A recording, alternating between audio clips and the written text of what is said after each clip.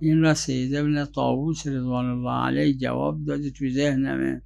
حالا قبل سید ابن طاووس کسی دیگه فرموده بله هر عزایی از اون وقت به بعده، اما نسبت به عزای حضرت سید الشهدا صلوات الله علیه چون خود پیغمبر فرمودن کتاب الله و عترتی اهل بیتی، عترت در عزای حضرت سید الشهدا صلوات الله علیه از روز اول محرم شروع کردن، روز عاشورا هم آخرش بود، یعنی آخر شدتش.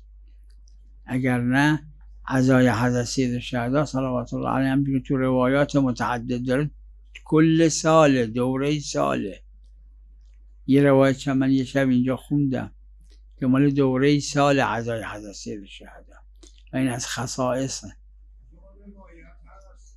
بله پیراهن حضرت. بله حالا اگر کسی یک مدققینی یه تشکیکی در اون بکنن، اما عمل معصومین همین بوده. کان ابی علیه السلام اذا حل هلال محرم، حضرت رضا صلوات الله علیه فرمودن لم یرا ضاحکا، همجور بود. و روز مصیبت بزرگشون روز عاشورا بود. این مال این عشره. اما روایات دیگه برمیاد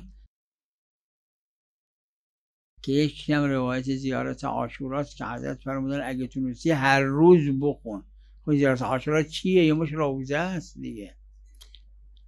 و یه روایت خاص دیگه هم داره که من خوندم چند وقت قبل، همون قبل محرم بود یا شب عاشورا بود، که ازش در میاد یعنی ظاهرش اینه که مصیبت و عزای حضرت سید دوره ساله،